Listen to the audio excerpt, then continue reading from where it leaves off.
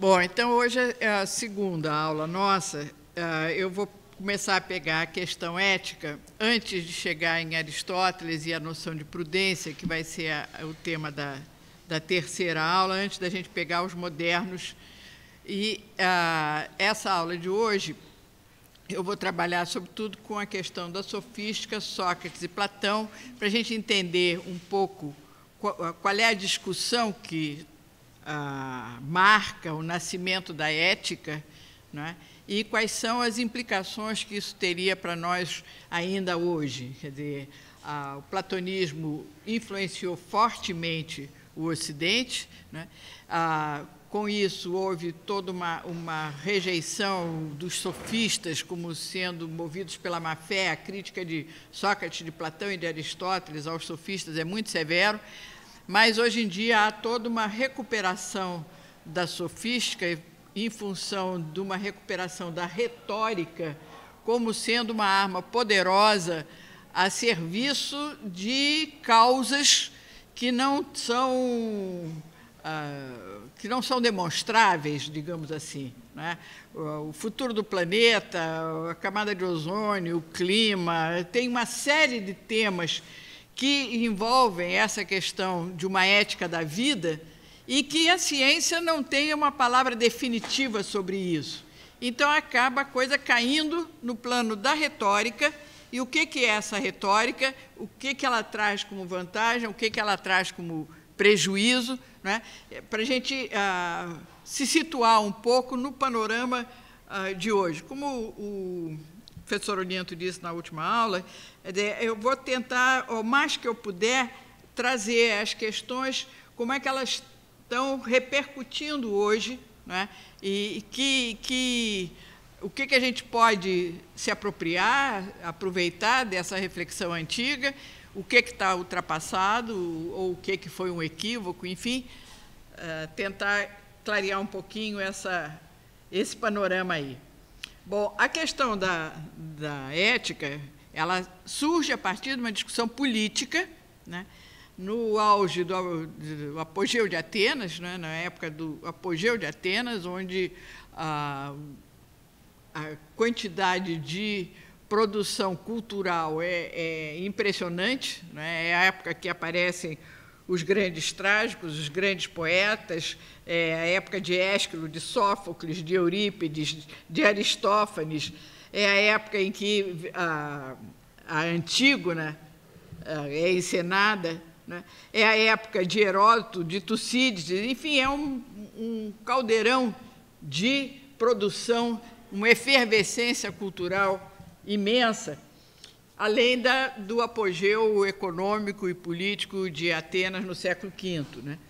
E esse apogeu que atrai também os professores sofistas que se tornaram célebres em Atenas com o papel de educar o jovem cidadão para a política.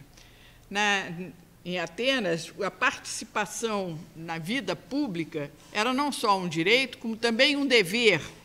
Era obrigação, dever do cidadão se interessar pela vida pública e participar da política. A gente conhece algumas críticas a Heráclito, a Tales de Mileto, alguns autores, alguns filósofos antigos que não se interessaram pelas questões da cidade e eram mal vistas, né? Estavam ocupados com minigâncias, estavam ocupados com os astros e não viam o buraco na frente dele e caiu e foi motivo de riso, como foi a história que contam do Tales, né? Quer dizer, alienados, alheios à vida da cidade, interessados só na questão da natureza e deixando de lado a questão política. O que acontece? Os sofistas, né, eles, para Atenas, convergiram, né, as diversas correntes de filosofia que vinham se desenvolvendo durante o primeiro período pelas colônias do Mediterrâneo, né, que confluem lá para Atenas. O que, do confronto dessas diversas teorias, acabou gerando um ceticismo em relação ao poder do conhecimento da ciência naquela época. E os sofistas aparecem como aqueles que vão desacreditar da possibilidade de um conhecimento verdadeiro, né? Desacreditar da possibilidade de uma ciência que atinja e que demonstre efetivamente a verdade, e, ao mesmo tempo, vão investir no poder do discurso. Quer dizer, a capacidade que tem o discurso de conquistar a adesão, de convencer uma assembleia, de angariar votos, de fazer ganhar uma causa, que era a arma política mais fundamental para um cidadão ateniense na época da democracia, né? Então, o discurso é considerado, é definido por Protágoras, por exemplo, que é um dos grandes sofistas, né, como sendo um fármacon, quer dizer, uma droga que muda a disposição das pessoas. E ele diz que a ciência não poderia nada sem o apoio da retórica, sem o apoio da arte que ele domina, que é a capacidade de convencer o outro, que é a capacidade de angariar a adesão do outro. Ele diz, o médico não conseguiria nada se ele não soubesse falar ao doente o porquê de um tratamento doloroso que ele precisa se submeter, né? Então, que é o poder da palavra, não é, como uma droga capaz de mudar a disposição das pessoas.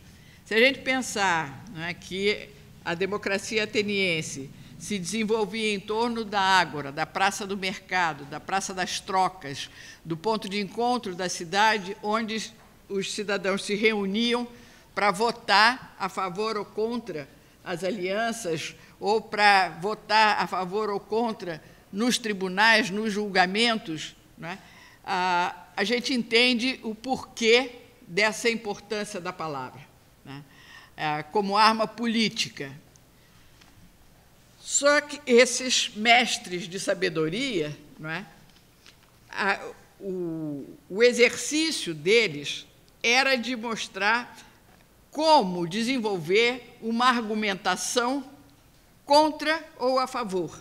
Quer dizer, como, a partir de qualquer fato, se poderiam elaborar discursos diferentes, discursos opostos. A escola de Sócrates também era outra que investia nessa formação da capacidade de argumentação, tá? Então, vocês têm em Górgias, por exemplo, o elogio de Helena, né? Helena, que era considerada a cadela, que era considerada a traidora, que foi a quem provocou a guerra de Troia, né? Helena, que trai o marido, que introduz a desordem, a guerra. E aí o Górgias escreve um elogio de Helena. Helena era uma vítima dos deuses, uma vítima da beleza, uma vítima inocente. Então, ele constrói todo um discurso que desmancha a figura de Helena como traidora e apresenta a figura de Helena como vítima, né? Esse poder da palavra de transformar os fatos, de virar pelo avesso a realidade. Para a gente se divertir um pouco, eu trouxe aqui um conto do Machado de Assis, que vocês talvez conheçam, na Igreja do Demônio. O demônio resolve fazer a sua igreja e vai lá falar com Deus, e Deus chama ele de retórico e sutil, e manda ele andar, diz, vai criar a tua igreja se você quiser. E aí o diabo, eu vou ler, porque é muito interessante. Sim, eu sou o diabo, repetia ele. Não o diabo das noites sulfúreas, dos contos soníferos, terror das crianças, mas o diabo verdadeiro e único, o próprio gênio da natureza, a que se deu aquele nome para arredá-lo do coração dos homens. Vede-me gentil e airoso. Sou o vosso verdadeiro pai. Vamos lá. Tomai daquele nome, inventado para meu desdouro, fazei dele um troféu e um lábaro, e eu vos darei tudo, tudo, tudo, tudo.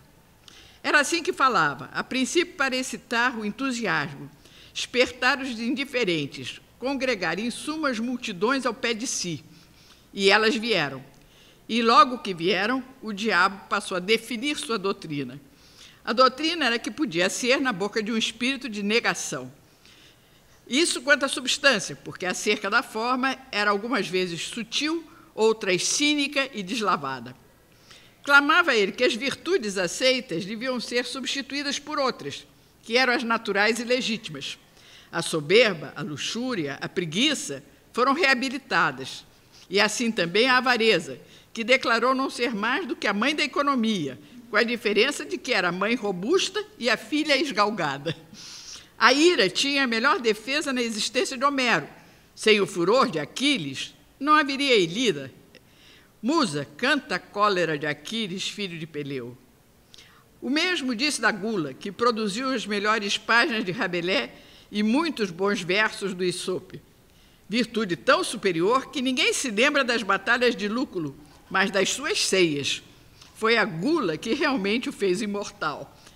E ainda pondo de lado essas razões de ordem literária ou histórica, para só mostrar o valor intrínseco daquela verdade, quem negaria que era muito melhor sentir na boca e no ventre os bons manjares em grande cópia do que os maus bocados e a saliva do jejum? Pela sua parte, o diabo prometia substituir a vinha do Senhor, de expressão metafórica, pela vinha do diabo, locução direta e verdadeira, pois não faltaria nunca aos seus com o fruto das mais belas cepas do mundo. Quanto à inveja, pregou friamente que era a virtude principal, origem de prosperidades infinitas, virtude preciosa que chegava a suprir todas as outras e ao próprio talento. E as turbas corriam atrás dele entusiasmadas. E aí continua o diabo a reverter, né, pelo discurso, a apresentar o que era vício como virtude, né, e a tentar convencer os homens. A conclusão é que, depois, aos poucos, começam os infiéis da igreja do diabo a rezar escondido nas igrejas de Deus por conta da contradição humana que jamais vai nos abandonar. É a conclusão que o Machado de Assis dá a esse conto. Mas é esse poder da palavra, né, de virar a realidade pelo avesso, de mostrar um fato alternativo, para trazer um termo que andou aí nos jornais, não é? Trazer fatos alternativos, substituir uma versão por outra e tentar angariar partidários, né? Além disso, os sofistas eram geralmente estrangeiros, pessoas de grande cultura, muito viajados, não eram atenienses, portanto, não poderiam ter nenhuma ambição política em Atenas, porque só os cidadãos é que poderiam ter cargos políticos públicos na cidade. Se remuneravam, o que era considerado uma ação mercenária, né? Quase uma prostituição, como o Sócrates diz, que eles eram prostitutos do saber, porque vendiam o seu saber, né? Mestres na arte de convencer e de argumentar, e que são vistos como corruptores da juventude. Para Sócrates, para Platão, eles são corruptores da juventude, porque eles caem no relativismo, nessa inversão de valores, no individualismo. O interesse é fazer carreira política, não importa como, é ganhar a causa, não importa que preço, é fazer prevalecer o seu ponto de vista, não importa como.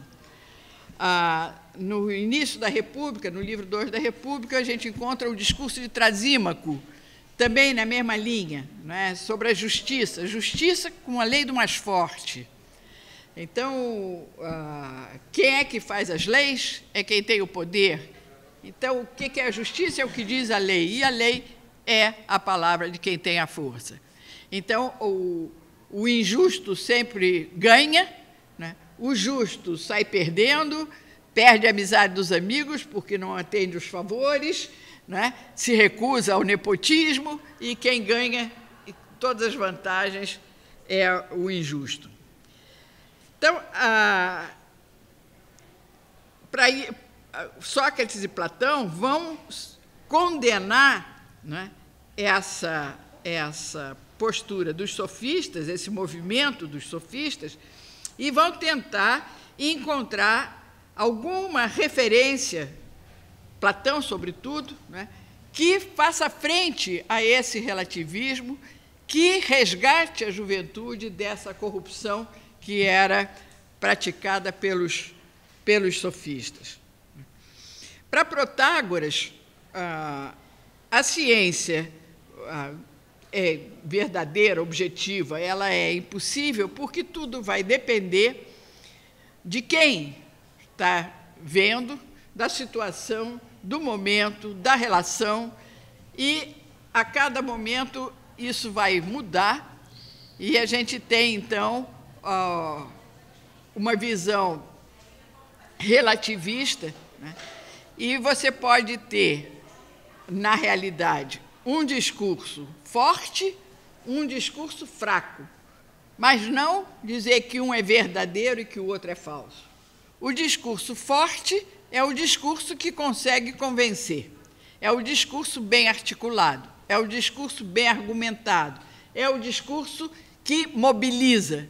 O discurso fraco é aquele que não repercute no interlocutor, não consegue convencer e fica isolado, perde dentro da cidade. Mas dizer que um é verdadeiro e que o outro é falso, como? Baseado em que critério? Gorgias, como eu disse outro dia, né, ele vai dizer que palavras falam de palavras e que, portanto, nós estamos envolvidos no universo do discurso e que, assim como o olho não vê o som e o ouvido não escuta as cores, também a palavra não se comunica com nada mais do que palavras. Então, nós estamos presos no universo do discurso, né, e ele afirma até a possibilidade de afirmar a existência do não ser, uma vez que a gente pode perfeitamente dizer o não ser é o não ser. Então, se eu estou dizendo que o não ser é o não ser, eu, de alguma maneira, estou dizendo que o não ser é, né? Então, ele faz aquele discurso, o discurso do não ser, nada existe, se existisse não poderia ser conhecido, se conhecido não poderia ser comunicado. Então, cada um está encerrado no seu próprio universo. Então, Platão coloca em cena Sócrates combatendo os sofistas, não é? Procurando encontrar um critério que não esteja submetido à visão relativista e subjetivista dos sofistas, né? E vem, então, com a noção da virtude, que não é mais do que sabedoria. A gente vai ter uma postura intelectualista em Platão e em Sócrates, que vão identificar o conhecimento teórico com a virtude. O argumento principal é: quem é que, conhecendo o bem, vai escolher o mal? Se eu escolho o mal, é por ignorância, é porque eu não estou vendo qual é o bem, é porque eu estou enganado. Enganado a meu respeito, enganado a respeito da realidade. E aí o Sócrates se propõe, né, a levar com que as pessoas se conheçam e encontrem em si, dentro de si mesmos, a verdade. Tá? Então, ele se compara à mãe, que era parteira, e defende que cada um pode descobrir seus próprios preconceitos, pode descobrir sua própria ignorância, né, e, com isso, se abrir para um conhecimento verdadeiro. Tá? Então, uma das frases célebres dele, que ele repete em vários diálogos e que toma do que está escrito num templo, né? Conhece-te a ti mesmo. Tá? Conhece-te a ti mesmo, porque aí você vai tomar consciência de que você não sabe, de que você está cheio de ideias prontas, de um discurso já feito, de uma opinião que circula por aí, sem que tenha sido submetida ao crivo de uma reflexão crítica. E o que ele faz nos diálogos é justamente apontar para todas as contradições que o discurso do outro contém, para desmontar, para desconstruir o discurso do outro, mostrando que ele não tem fundamento, mostrando que ele está cheio de preconceitos, né? E que realmente a pessoa não pensa aquilo, acha, tá? Mas nunca refletiu e não tem condição de saber que aquilo é efetivamente a verdade ou não. E só depois desse trabalho de purificação, de purgação, né, de autoconhecimento, é que, então, seria possível uma abertura para receber a verdade, para descobrir o que é a justiça, para descobrir o que é a virtude, etc. Então, o Platão vai escrever a sua obra toda na forma de diálogos, justamente retratando esse esforço de Sócrates de tentar converter a cidade, de tentar converter os jovens por um autoconhecimento, tá? Levando a descoberta dos seus falsos preconceitos, suas falsas opiniões, para poder se libertar delas. E ele vai, então, trabalhar os conceitos, né? Você usa uma palavra, mas o que você quer dizer exatamente com essa palavra? E quantas vezes nós não usamos as palavras sem nos dar conta de o que elas significam efetivamente, né? Então, se torna um diálogo vazio em que um repete as palavras do outro, mas que não houve nenhuma reflexão capaz de fundamentar esse discurso numa verdade.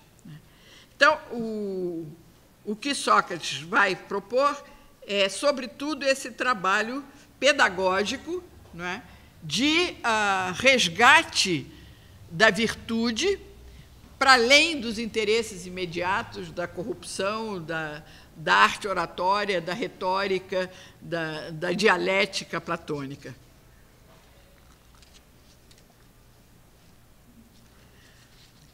Mas ele não discute, pelo menos é o que a crítica acaba fazendo, né, separando o que pertence a Sócrates, o que pertence a Platão, uma vez que nos diálogos é sempre Sócrates quem fala em nome de Platão, e aí você tem que saber o que efetivamente é de Sócrates e o que Platão põe na boca de Sócrates para poder divulgar o pensamento dele, né? Mas, ao que se sabe, ao que se chegou em termos de crítica, é que o Sócrates não parte dessa missão pública, dessa missão moral que ele tem, e que ele diz que é um Deus que inspira ele essa missão. Desculpa. Então, ele não procura entender nem explicar, né, como é que a virtude, como é que a sabedoria está dentro da gente sem que a gente saiba, e como é que, por um esforço de autoconhecimento, a gente dá a luz a essa verdade, né?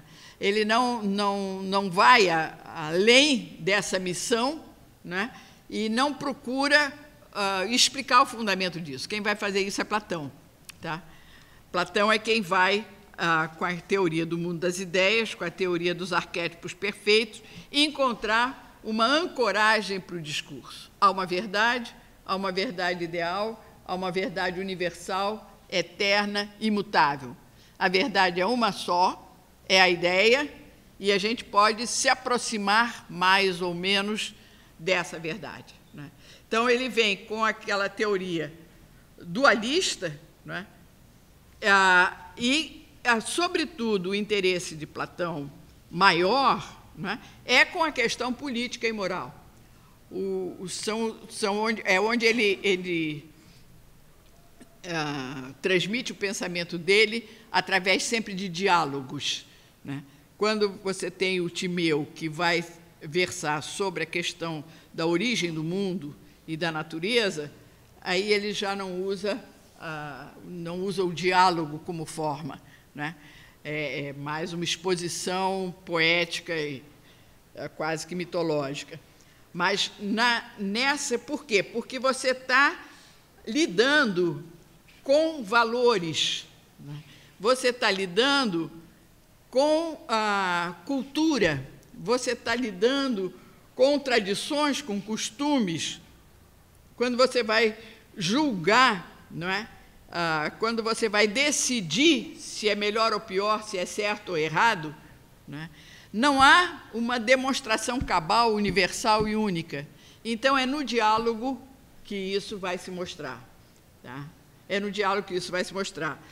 Mas Platão, ele quer fugir por todos os meios, né, desse relativismo socrático, desculpa, relativismo dos sofistas, né, e vai fazer um retrato extremamente negativo do sofista, né, como sendo o cara sem caráter, sem nenhuma preocupação com a virtude, sem nenhuma preocupação com a verdade, mercenário, prostituto da inteligência, que vende o seu trabalho, que vende o seu saber a quem puder pagar, né?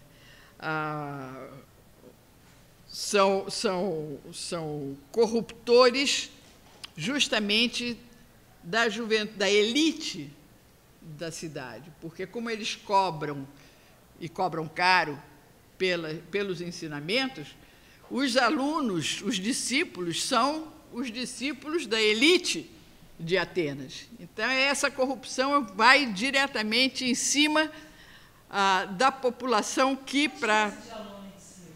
Hã? Fiquei curioso. Qual a diferença de aluno e de discípulo? A diferença... Tem uma diferença. Não em termos de filosofia grega, não é... O aluno nem se colocaria. Tá? Esse termo aluno, a gente usa aqui, porque o aluno está presente, assiste a aula, mas não necessariamente é discípulo. O discípulo é aquele que adere à fala do mestre, tá? Quer dizer, que segue as ideias do mestre.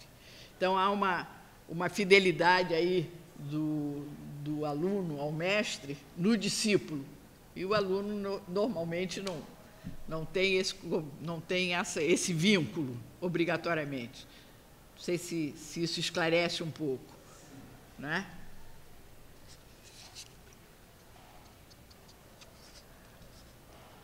Mas Platão, né, ele vai criar uma academia, vai formalizar essa discussão, esse ensino, essa pesquisa, né? Ao contrário de Sócrates, que ia para a praça pública e questionava qualquer um que aparecesse, ou no banquete, ou no ginásio, ou na praça pública, ou debaixo da árvore, saindo da cidade, enfim, em qualquer local, qualquer lugar, era lugar para Sócrates desenvolver esse trabalho junto da juventude.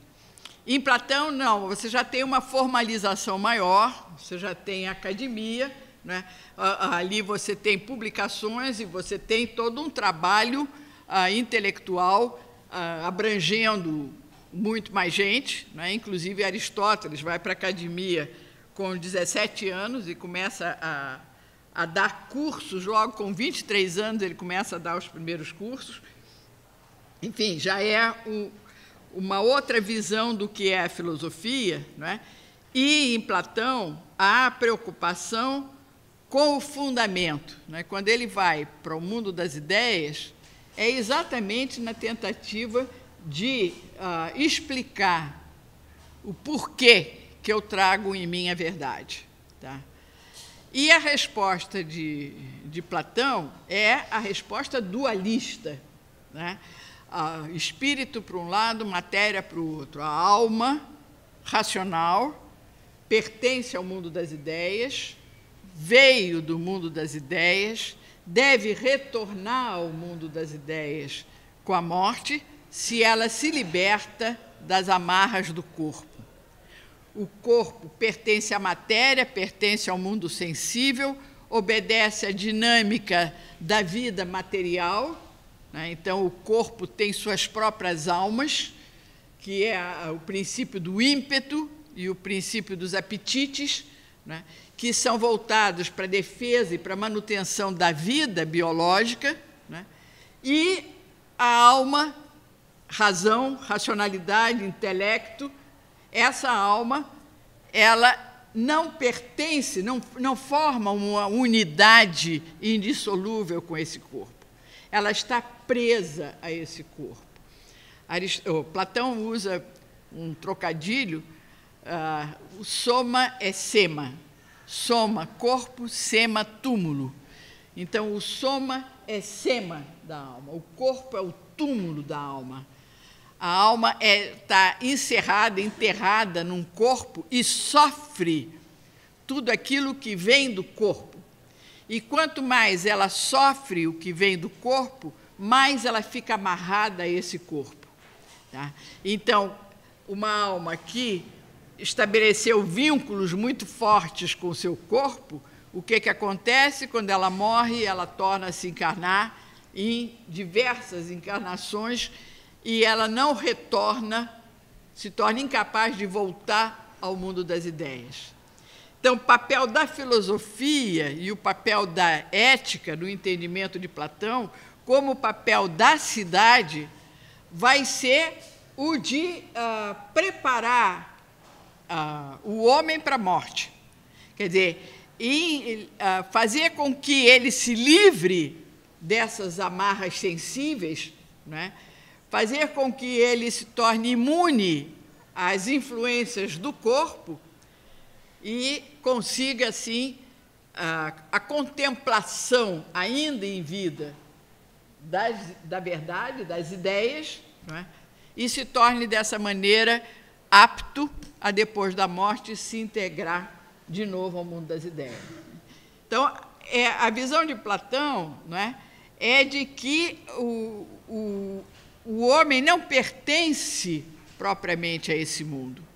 Então, como eu disse na aula passada, lendo um texto do próprio Hans Jonas, né, o Platão volta as costas para a natureza. A questão da natureza não é o mais importante, a não ser como metáfora do mundo, da alma, do homem, do destino, do universo, mas o que interessa, sobretudo, é o homem e como ele vive, como ele deve viver em cidade. E a projeção da cidade como sendo um macro-homem. Quer dizer, aquilo que eu encontro no indivíduo, eu encontro também na cidade. E é justamente essa possibilidade de projetar o indivíduo na cidade que vai servir de argumento a Sócrates, no início da República, quando ele vai rebater o discurso de Trasímaco, né? Do ponto de vista individual, do ponto de vista do indivíduo, Sócrates confessa que não consegue defender a justiça, né? Mas, lendo em letras grandes, projetando o indivíduo sobre a cidade, vendo a cidade como se ela fosse um macro-homem, né? O que aconteceria com a cidade se não houvesse a justiça? Então, a justiça vai desempenhar um papel absolutamente central no pensamento ético de Platão, né? E a virtude vai quase que se resumir a essa justiça, né? Como sendo a condição de possibilidade da existência da cidade. Tá? E dessa visão de uma justiça, né, que existe em si, que não depende da opinião, da argumentação, da discussão dos cidadãos na ágora, né, mas que depende de uma investigação teórica feita pelo filósofo, né, o que ele vai perceber é que, assim como no indivíduo o intelecto, a razão, a alma, deve dominar as outras almas que vêm do corpo, que estão no corpo, a razão dominando as emoções e os afetos e dominando os apetites. Inclusive, ele vai, no Timeu, ele diz que a alma, princípio dos apetites, a alma que ele chama de vegetativa, ela está separada da alma racional que fica na cabeça pelo diafragma, que é para não ter nenhum contato, ela não tem possibilidade de ter nenhum contato com a razão. Então, a alma vegetativa é o princípio das funções vegetativas que não dependem de decisão e de escolha, né?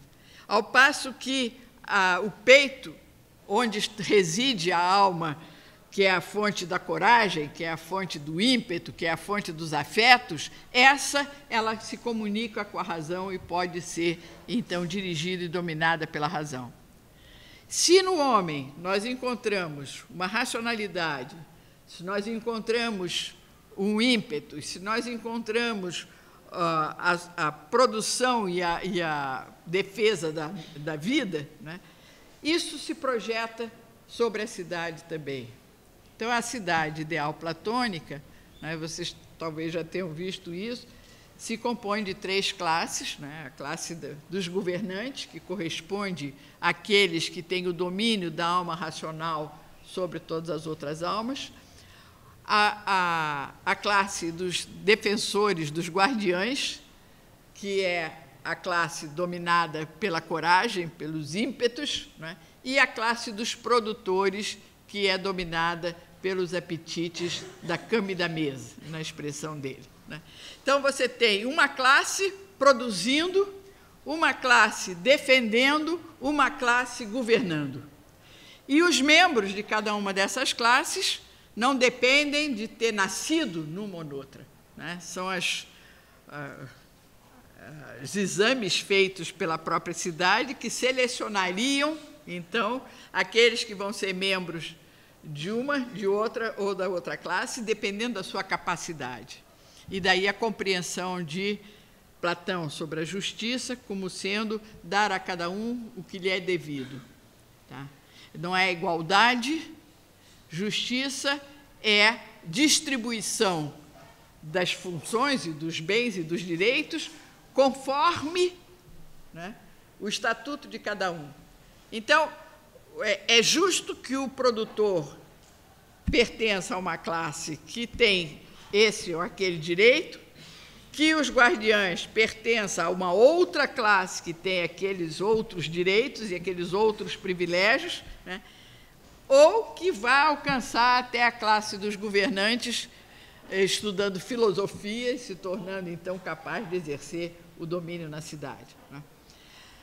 Agora, o que é importante da gente pensar, refletir, né, é a expulsão, não digo que seja a expulsão, mas o preconceito que começa, então, contra a retórica, né?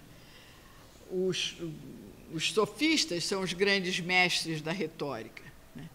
E, diante da certeza, da contemplação da ideia, dos critérios universais necessários, eternos, que você encontra nos arquétipos perfeitos, naquele mundo ideal, né, a retórica só pode servir para enganar, porque ela passa a se opor à filosofia.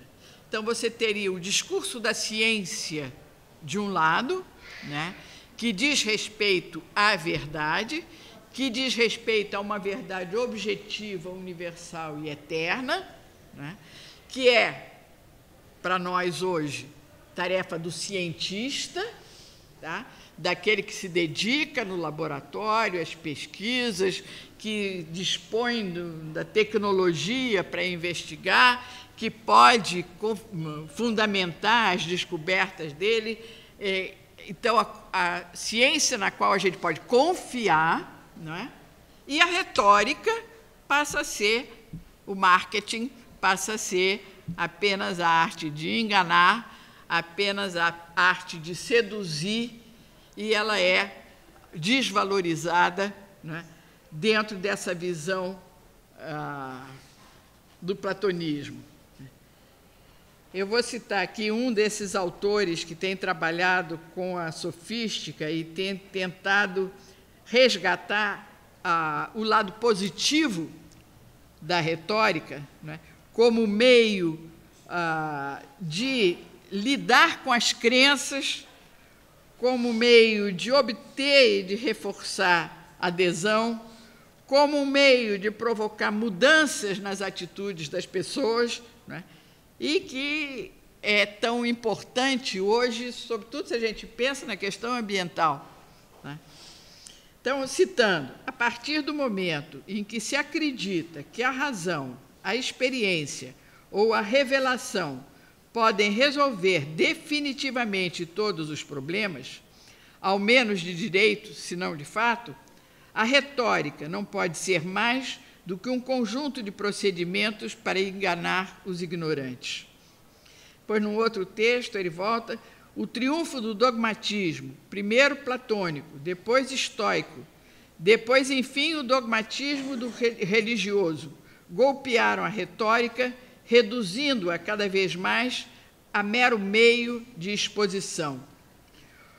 O monismo dogmático transforma os problemas de valor em problemas de verdade.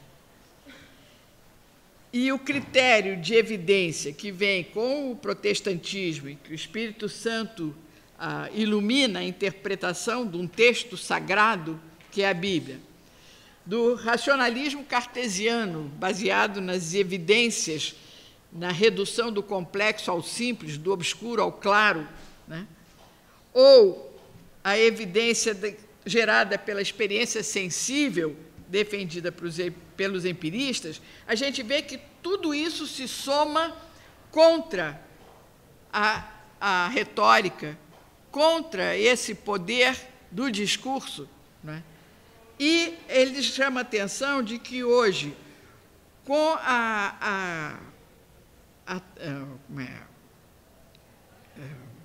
não é a descoberta, mas com se levar em consideração um tipo de juízo, que é o juízo de valor, né, como é que essa retórica ela ganha uma outra dimensão, né?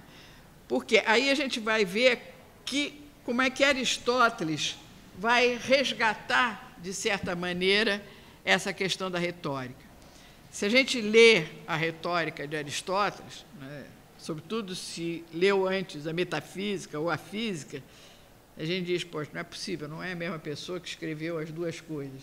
Porque ele vai resgatar a retórica, né, só que vai mostrar a diferença que há entre um discurso que se dirige ao intelecto, que se dirige à inteligência, que se dirige à comunicação de um saber sobre algo que está para além da gente, e o discurso que se endereça à emoção e ao afeto e que visa buscar a adesão, né?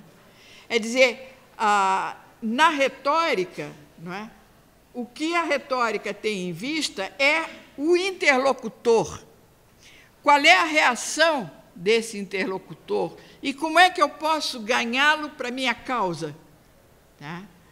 Então, a gente vê Aristóteles, na retórica, fazer um tratado das paixões, né, de quais são as paixões que movem o homem, para que, através do discurso, eu saiba lidar com essas paixões e aí conquistar a adesão. Então, é interessante que ele diz, né, se você trata um igual como igual, você tem ali um aliado. Se você trata um superior como igual, ele vai te desprezar. Se você trata um inferior como igual, ele vai te desrespeitar. se você inverte as relações, né, você vai provocar a ira, a revolta do seu auditório, né?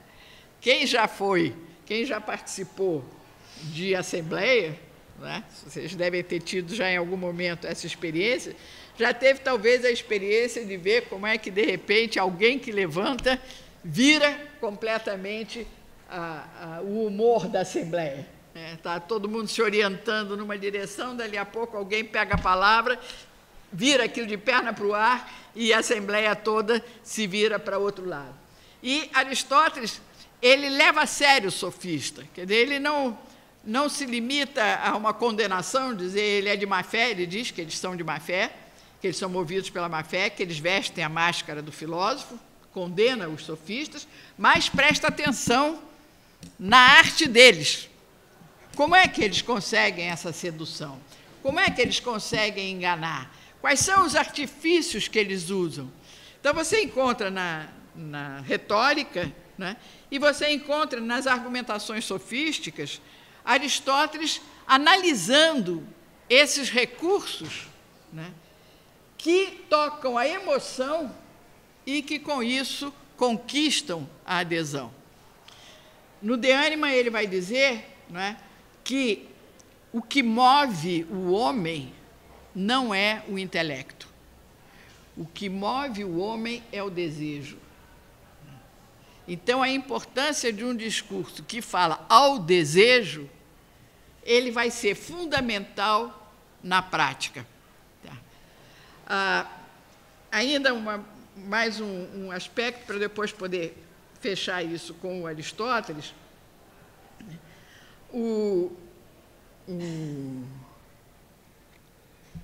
Peraí, o que me veio à cabeça agora?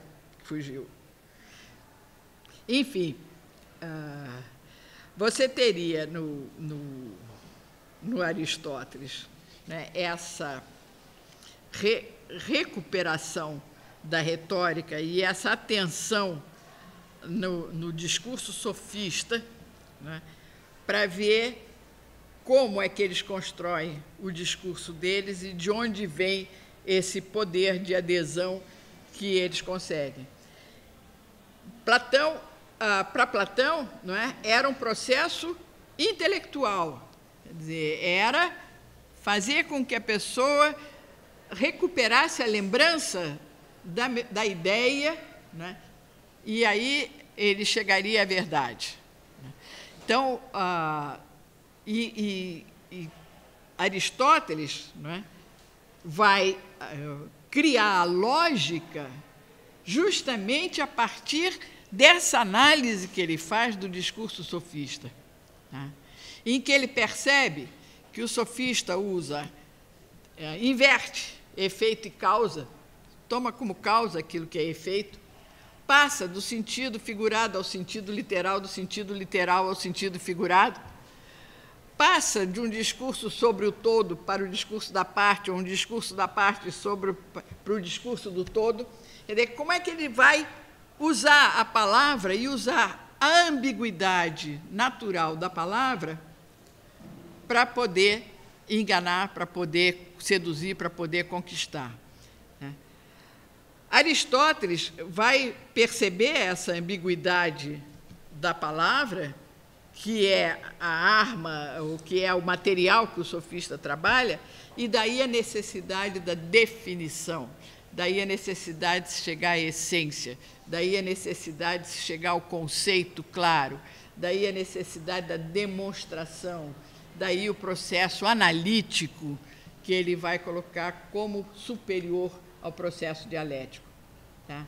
Então, você tem em Aristóteles, não é, um projeto de ciência que é, de certa forma, o mesmo de Platão, que é chegar a conceitos universais, objetivos, verdadeiros, não é? Só que isso não diz respeito à ideia, isso diz respeito a essa realidade concreta que nós temos diante de nós. Tá? E ele percebe, não é, nesse trabalho com os sofistas e com Platão, essas duas forças opostas, esses dois movimentos intelectuais que, de certa maneira, dominam a cena em Atenas, Aristóteles vai procurar um terceiro caminho, quer dizer, nem sofista, nem platônico. Ele vai se opor ao Platão pela questão do mundo das ideias, pela crença nesses arquétipos absolutos, eternos e imutáveis, né? Mas ele vai também contra os sofistas de que não há possibilidade de uma ciência. Tá? Mas ele percebe e concede que, quando se trata da questão do homem, da questão do mundo do homem, da questão política, da questão ética, você tem que lidar com um modelo de saber diferente daquele que é usado na teoria. Tá? Então, a gente percebe em Aristóteles um caminho, uma escada, que vai da sensação à memória, à experiência, à arte, à ciência e à sabedoria. Um degrau, cada degrau acima do outro. Começa pela sensação, passa pela memória, gera a experiência, da experiência eu tiro a técnica está subordinada a uma operacionalidade, e a ciência é o conhecimento pelo conhecimento, e, acima de todas as ciências, a sabedoria. Tá? Platão acha que da opinião submetida ao processo dialético, eu posso chegar à verdade, eu posso chegar à ideia. Para Aristóteles, o plano da opinião, o plano da doxa, permanece o plano da doxa. A ciência não é uma opinião verdadeira. A ciência é uma verdade demonstrada, argumentada, definida, clara, que qualquer um pode percorrer todos os passos que eu dei para chegar até ela. A ética e a política são outro departamento, trabalham com a opinião, trabalham com a doxa. E aí não há rigor possível de ser alcançado, não há possibilidade de um código universal, não há possibilidade de estabelecer o limite entre o certo e o errado para todo, sempre, em todo lugar, para todo mundo. Então, há muitos autores que acusam Aristóteles de ser sofista no plano da ética e platônico no plano da metafísica, porque ele vai dizer claramente que procurar rigor de um retórico, de alguém que se dedica ao plano da prática, é tão insensato como aceitar de um geômetra que ele reduza sua fala a uma opinião. Tá? Assim como eu não aceito que um geômetra diga eu acho que é assim, tá?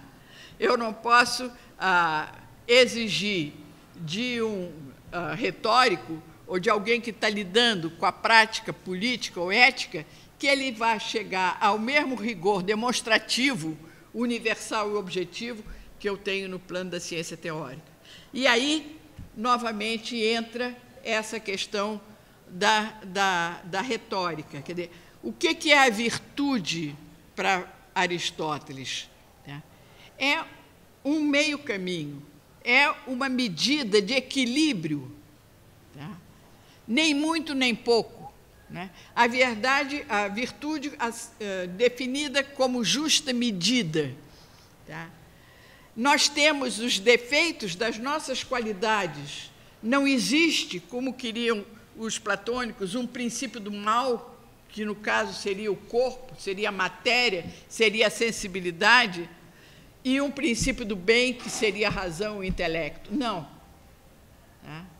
A matéria, e a alma e o corpo trabalham juntos, e é o homem que é o sujeito dos seus atos. O homem é o pai dos seus atos, como é o pai dos seus filhos. não existem atos do corpo e atos da alma, existem atos do homem. Isso Aristóteles repete na ética dele, né? Então, você lida com a incerteza, tá? Você lida com valores. Valores não são sim, não, preto, branco. Valores são mais ou menos, melhores ou piores. Eles estão numa gradação. E aquilo que, num dado momento, pode ser considerado como um gesto de coragem, tá? Num outro pode ser temeridade. Você não teria nenhuma condição de sucesso.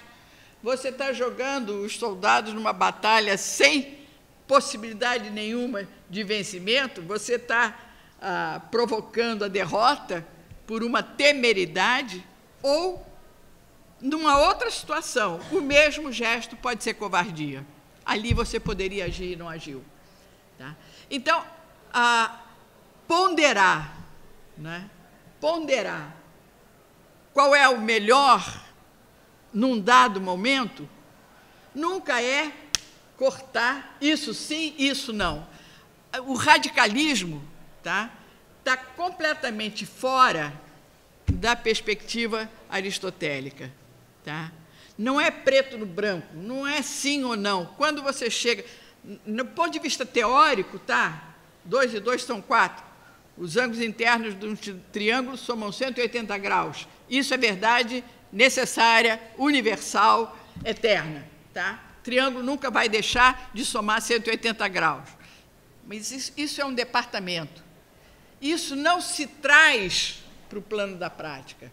No plano da ação concreta, das relações entre os homens, não existe um teorema que possa ser demonstrado de tal maneira que obrigue igualmente todo mundo na mesma situação, a agir do mesmo jeito em qualquer situação. Tá? E é por isso que Platão vai ser... Platão, olha eu. A ética de Aristóteles vai ser rejeitada por Kant, tá? Vai ser rejeitada por Hobbes, porque é uma ética da incerteza. Tá? Hobbes quer uma ética tão rigorosa quanto a geometria. Né? Kant quer uma ética do dever que a razão impõe de forma necessária e universal. Tá? Isso não é Aristóteles. Tá? Isso não é Aristóteles. Por outro lado, e isso é que nós vamos ver na próxima aula, né, há duas virtudes em Aristóteles que correspondem às virtudes intelectuais, que aí não há medida, que aí só há carência, tá? Que são a sabedoria e a prudência. Nós nunca podemos ser prudentes demais ou sábios demais. Nunca pode haver excesso de sabedoria ou excesso de prudência. É exatamente essa noção do momento, essa noção da medida, essa noção de como agir no concreto para atingir o melhor possível é que vai ser a característica das virtudes intelectuais. Tá? E, nesse ponto, você tanto precisa do conhecimento teórico rigoroso, demonstrado, como você precisa da sensibilidade prática da situação, da relação. Tá? E a gente vê como é que esse debate das questões que a tecnologia trouxe para a gente, que repercutem no plano da vida prática, seja no princípio da vida, seja no fim da vida, seja com relação ao meio ambiente, seja com relação ao patrimônio genético das gerações futuras, né? Seja o direito que a natureza tem de continuar a ser. Né? Aí você não tem a possibilidade de ter uma ciência demonstrada. Né? Você tem que ter o conhecimento teórico, o mais possível, mas você tem que ter também a ponderação, você tem que ter uma margem gigantesca de incerteza, tá? Que demanda justamente o diálogo.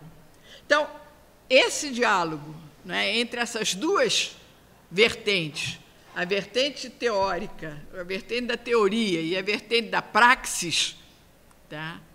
Que foram se separando, quer dizer, já em Aristóteles, elas estão separadas, não é? E é a prudência que vai poder articular uma coisa a outra. Mas são dois universos separados, o universo da ação humana, o universo do conhecimento teórico. Isso, quando a gente chega na modernidade com Descartes, então isso daí já se afasta totalmente, né? Porque aquilo que em Aristóteles permitia uma ponte entre essas duas coisas, que a gente vai ver na próxima aula, que seria a teleologia, aquilo que eu falei também na aula passada, quer dizer, a natureza em si tem como finalidade a realização plena de si mesma, né? Então, é essa tendência espontânea, natural, de ser o melhor que é possível ser, né, nos traz a obrigação de respeitar essa natureza, né? Mas é essa teleologia da natureza, de visar sempre o melhor, isso vai ser negado na Idade Moderna. A natureza vai ser totalmente esvaziada de finalidade. A natureza é o resultado de forças cegas, né? De forças cegas que, por acaso, se encontram e dão como resultado o mundo que nós temos. Quer dizer, é a visão que Aristóteles, na Antiguidade, combatia com relação aos atomistas, que tinham essa visão mecanicista da origem do universo, que procuravam explicar o universo apenas em função de forças físicas, do acaso, né? E ele diz, querer explicar o que há de mais belo e mais harmônico na natureza a partir de forças cegas do acaso é inconsequente, eu não lembro agora exatamente qual é o termo que ele usa, mas é palavra vazia, é não refletir, é não ver que há uma ordem na natureza, que há uma harmonia na natureza, que há uma medida na natureza e que há uma tendência a permanecer na existência, né?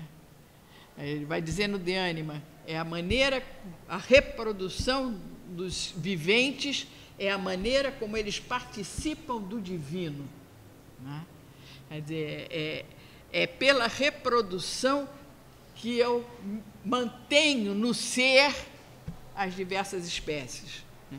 Então, há uma tendência da própria natureza e que é o que o Hans Jonas vai colocar no princípio vida, né? Um direito a ser,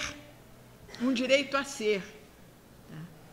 Que se esvazia completamente quando a gente passa para a Idade Moderna, né? Em que essa teleologia ela é extraída da natureza, a explicação o modelo é do relógio, né? E eu tenho que desmontar o mecanismo natural para ver como é que cada uma dessas engrenagens se articula, para depois remontar tudo de novo, de forma clara, evidente, né?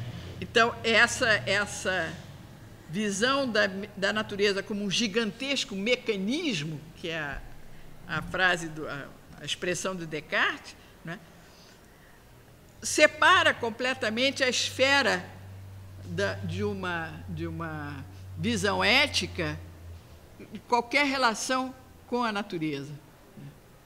E a gente vê a própria dificuldade do Descartes quando ele vai querer fazer uma moral, ele fica numa moral provisória e não sai da moral provisória, né, porque ele não encontra fundamentos capazes de legitimar uma moral e acaba desistindo da tarefa. Essa tarefa vai ser assumida pelo Hobbes, né, invertendo completamente Aristóteles. Porque, para o Aristóteles, né, o homem, esse homem, né, ele é um animal político, um animal que só sobrevive em comunidade e que só aprende a ser homem em comunidade com os outros homens. E a função da cidade é uma função também pedagógica, né, na medida em que ela nos ensina a ser homens. E eu vou encontrar na cidade os referenciais, os modelos, os exemplos, tá? Que vão me estimular o meu desejo de ser também como ele. Quer dizer, não é, a polis, não é? O objetivo da ética em Aristóteles é a eupraxia, o bem agir, o euzen, o bem viver, e a eudaimonia, que é a felicidade. Tá? Então, é agir bem para ser feliz, é agir bem e agir bem com o outro, né? Encontrar a melhor forma de conviver para poder alcançar a felicidade. Tá? Então, na próxima aula, eu volto com essa questão do Aristóteles, vendo mais de perto a ética dele, sobretudo no que diz respeito a essa questão da praxis, tá? E ao método da praxis, e a possibilidade que a gente tem de encontrar na descrição do que é a prudência aquilo que o Pierre Robin diz que é o que poderia nos ajudar numa ecoética, né?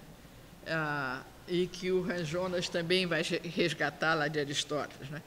O Hans Jonas diz que o De Anima é o primeiro livro de biologia filosófica, né? Onde essa visão da vida dentro de um sentido maior e não apenas de analisar, como é que se diz, empiricamente, né? Mas de impregnar essa vida de sentido, de valor. Então...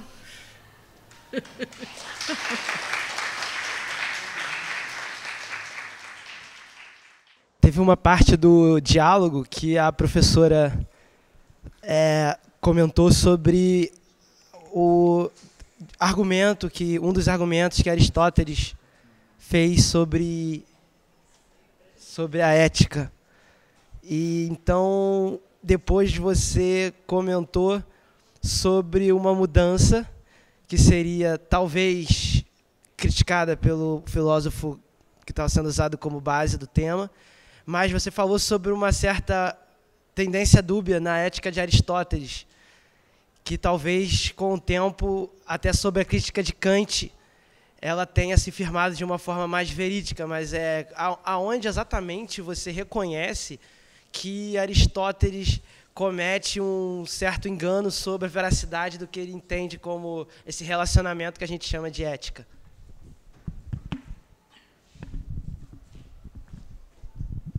Olha, eu não devo ter me expressado bem. Não é que Aristóteles tenha se enganado nessa questão da ética. O que ele vê é que não se aplica à ética a metodologia da teoria, da ciência teórica. Tá? Então, é outro procedimento. E não se consegue, no plano da prática, no plano da ética e no plano da política, o mesmo rigor, a mesma objetividade, a mesma possibilidade de demonstração que você tem na teoria, que você tem na ciência teórica. Tá? Então, no plano da ética, você está sempre lidando com uma margem de incerteza. Tá? Sempre lidando com uma margem de incerteza. Daí a necessidade, que é isso que a gente vai ver na próxima aula, da prudência. Que a prudência é essa capacidade de você lidar com a incerteza. Tá? Então, para Aristóteles, o erro de Platão foi de querer encontrar, para o plano da política, um rigor teórico que não era aplicável. Tá? Então, o Platão tinha um modelo do que seria a cidade ideal, né, dividido em 3 classes, e que os guardiães, então, não tinham famílias, que todo era o amor livre, todas as crianças educadas pelo Estado, que música que podiam ouvir, que exercícios que tinham que fazer, tudo determinado pelo Estado, tudo. Tá? Quer dizer, um Estado organizado rigorosamente, cientificamente. Isso vai voltar na história por várias vezes. Né? tentação de ter uma sociedade racionalmente organizada. Aristóteles acha que isso é inviável. Inviável. Você está sempre lidando com as paixões, você está sempre lidando com a incerteza. A ação é do concreto, a ação é do indivíduo, a ação se dá numa determinada situação, num determinado momento, numa determinada relação, nunca se repete exatamente igual. Então, você querer aplicar à vida prática os critérios da ciência teórica é uma furada, é você cair no totalitarismo. Tá? Você entendeu? É isso que... Não é que ele tenha se enganado. A gente sempre se engana quando tem uma margem de engano no plano da prática. Tá? Então, é uma tarefa infindável. Oi, boa noite. É porque no Ética Nicômaco, o Aristóteles fala que toda ação visa um bem e que o bem final é a felicidade. Mas a minha pergunta é se essa felicidade que o Aristóteles fala que é o bem final é um conceito universal, que todos rumariam a uma ideia universal de felicidade, que seria a mesma, ou se teria uma felicidade individual e cada um seguiria para um bem final próprio, e não da sociedade como um todo.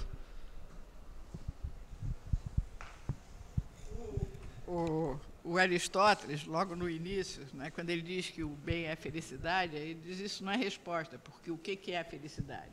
Né? É a mesma coisa que a gente pergunta ao médico qual é o remédio e a gente não sabe que remédio é esse. Né? Então, e o que seria essa felicidade? Tá? No fim, lendo a Ética e outros textos dele, o que você chega à conclusão é de que essa felicidade é algo que você alcança, como ele diz, em breves momentos, não é um estado, tá? Ela vai ser gerada pelo sentimento de plenitude que você alcança em alguns momentos. Tá? Então, essa noção de uma felicidade como sorte, como chance, como riqueza, como poder, como prazer, nada disso corresponde efetivamente, eram ideias de felicidade que tinham na Grécia naquela época, em Atenas, entre os discípulos de Platão, entre os epicuristas, enfim, havia toda uma discussão sobre o que seria propriamente a felicidade, e a conclusão, quer dizer, na realidade, tem duas passagens, que isso acontece muito com os textos de Aristóteles, porque não foram textos publicados por ele. Né? Então, você tem, no livro 10, tem uma passagem em que ele identifica a felicidade com a atividade teórica. Felicidade seria a felicidade do sábio dedicado ao seu estudo. Tá? Então, isso seria a vida contemplativa, seria idêntica à felicidade. Tem e em outras ocasiões, não é, você fica se perguntando, a tarefa do sábio, uma tarefa isolada, uma tarefa solitária, uma tarefa que não depende de ninguém, não é? Como é que isso se combina com o homem animal político, que só se realiza na polis? Então, tem uma série de questões que essa noção de felicidade levanta. Qual é a diferença entre a felicidade e o prazer? Tá? Mas é um prazer, mas é um prazer que vem de uma autorrealização. Tem uma passagem que eu acho muito interessante, que ele diz, o prazer mais perfeito é do músico mais talentoso, que com o melhor instrumento, mais afinado, toca a sua música preferida. Né? Então, aí você tem um momento de realização plena de uma potencialidade posta em ato. Então, eu vejo muito isso, é essa atualização de uma potência que seria geradora de felicidade. Tá? A minha pergunta eu acho que é um pouco de história da filosofia, porque eu fiquei curioso, vamos ver se eu entendi. O Platão, ele não considerava a natureza, né? A matéria era ruim, o que era bom era só a ideia e tal. Aí o Aristóteles, ele considera a natureza na medida em que ele diz que o homem tem que aprender com a natureza, tem o que aprender, então ele resgata, como você falou agora, um pouco dos sofistas, apesar de com as certas limitações e tal, mas reconhece o valor deles, procura entendê-los, né, através de como é que eles argumentavam, e reconhece que o homem tem que aprender com a natureza. Então, como a nossa tradição é platônico platônica e aristotélica, né, eu fiquei me perguntando como é que no Ocidente essas duas questões, assim, essa contradição entre negar a natureza, achar que o homem é o senhor da natureza e reconhecer o valor da natureza como ser, né, como algo que tem a ensinar para o homem alguma coisa. Como é que se apareceu algum filósofo na Idade Média enfim, que colocasse isso? Porque eu assim, pensei assim, São Francisco, mas São Francisco não era filósofo, né? Por outro lado, eu fico me lembrando assim que a própria Bíblia diz que o animal existe para servir o homem. E aí, enfim, eu queria saber isso, se existe algum filósofo que pensou essa questão antes do contemporâneo, desse momento agora que a gente está vivendo. Olha, o que eu vejo é o seguinte: nós somos herdeiros de uma dupla tradição, grega e judaico-cristã, né? A Bíblia por um lado, Platão pelo outro, que se juntaram com Santo Agostinho, né, que pega Platão como base. Platão é um prato cheio, porque ele já vai falar do demiurgo, da criação, de um Deus providência, de um Deus de uma alma do mundo, enfim, já está muito próximo, né, do cristianismo, e Santo Agostinho vai absorver isso. Junto com toda essa parte favorável à dogmática ou à tradição bíblica, né, você tem essa outra visão negativa em relação à natureza, né? Então, tem dois textos, né? O Protágoras, num diálogo de Platão, Protágoras, e o outro texto do Gênesis. É bem interessante você comparar os dois.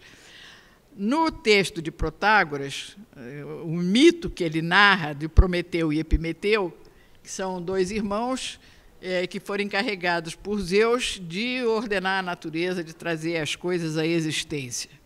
E aí o Epimeteu, que significa dispersão, pediu ao Prometeu: deixa comigo que eu vou distribuir todas as qualidades entre os diversos seres e depois você vem ver se está tudo certo.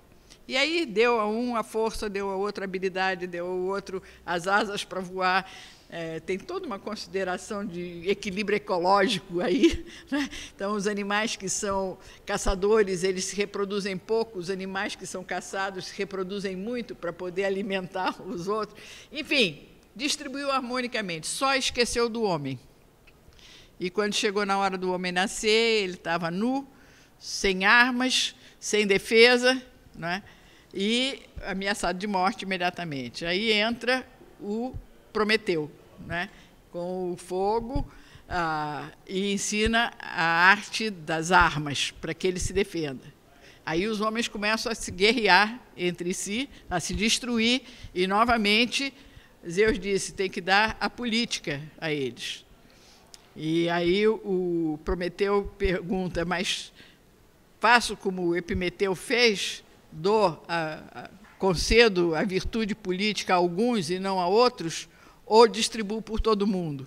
E Zeus diz: não, a política, o senso político, a virtude política, você tem que distribuir entre todos. Então, veja, o homem nasceu pobre, sem armas, e vai conquistando um estatuto que permite a convivência. Quando você chega no texto bíblico, é o movimento contrário. O homem é criado no paraíso como senhor da natureza, e dali ele decai, e só com a ajuda, de novo, de uma aliança com Deus é que ele consegue se recuperar. Tá? O que você tem como herança, que eu acho, aí enfim, é interpretação, eu não tenho assim uma condição de dizer é isso, mas há uma heresia, depois condenada como heresia, né, do maniqueísmo, que é de origem oriental e de origem platônica, né, de visão negativista do corpo. Todo pecado vem do corpo, aí no contexto cristão já, todo pecado vem do corpo e a alma tem que se salvar, a salvação vem pela alma e o corpo vem o pecado. Tá? E isso, embora tenha sido condenado como heresia, depois de algum tempo, se disseminou na Europa e marcou profundamente a questão da Idade Média, né?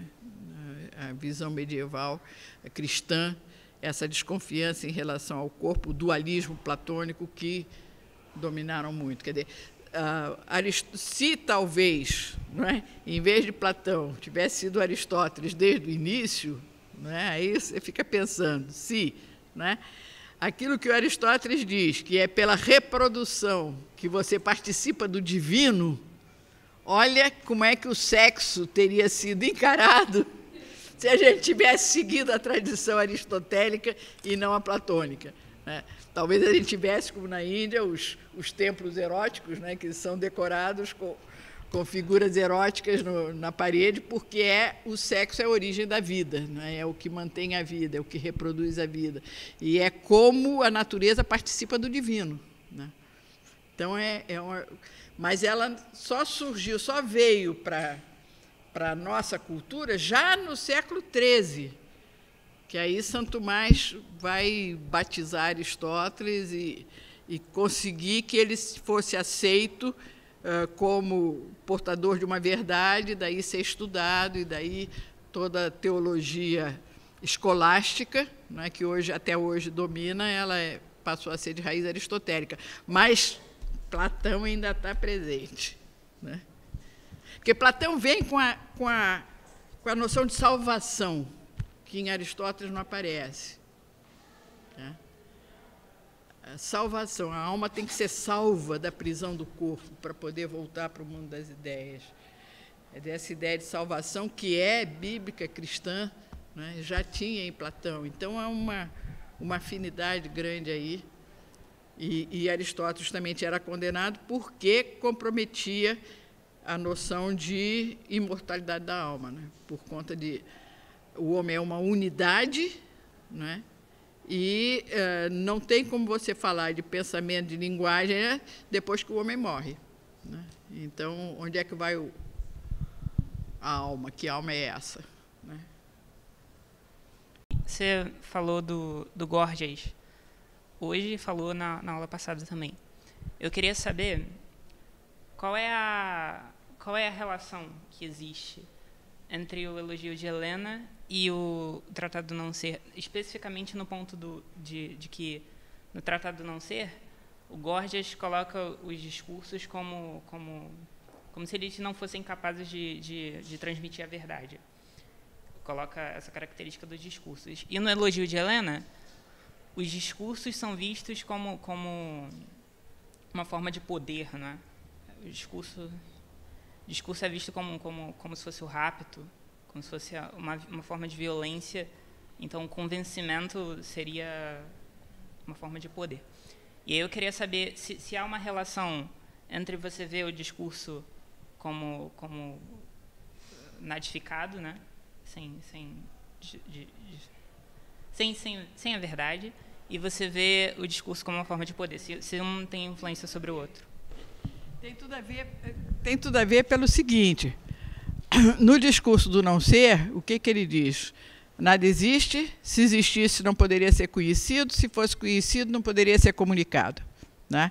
É dizer, o ser não está presente no discurso e não se deixa transmitir pelo discurso. A realidade está lá, o discurso está aqui, pertence a um universo próprio, como eu disse na aula passada, palavras falam de palavras, né? Eu estou respondendo a você com um discurso que você fez para mim, e nós estamos no discurso. Tá? E para Gorgias, não há possibilidade de eu saltar sobre a minha sombra para encontrar algum referencial, algum critério no ser que legitime o meu discurso ou o seu discurso. Tá? Então, os discursos se equivalem. Tanto que eu posso fazer um discurso condenando Helena ou um discurso elogiando Helena. Depende da forma como eu articulo esse discurso, que é também o demônio aqui no conto do Machado de Assis. Né? Pelo discurso eu consigo inverter o argumento a favor em argumento contra, né? O certo virar errado, o errado virar certo, uma face virar a outra. Né? Eu posso apresentar os fatos alternativos, né, do Trump, né? Tinha o maior número de público, não tinha o maior número de público, aí era verdade alternativa. Então, é um discurso que não tem nenhuma responsabilidade com o real, com a transmissão de uma verdade. Tá? E o Aristóteles aí diz que ele é planta que fala. Né? Não tem como discutir com quem se contradiz. Porque, se ele se contradiz, ele está anulando o próprio discurso. Então, não vale nem a pena discutir com Gorgias, mas ele não faz outra coisa. O livro 4 da Metafísica inteira é ele tentando encontrar uma ancoragem, um elo de ligação entre o discurso e o ser, que vem pela questão do fundamento comum da analogia. O ser se diz de muitos modos, mas há um modo primeiro, e todos os outros modos de dizer o ser se referem a esse o primeiro modo, e daí é que ele consegue escapar do argumento de Gorgias. Tá? Mais alguém? Então, a gente se encontra aqui na parte, às 4 horas. Obrigada. Obrigada.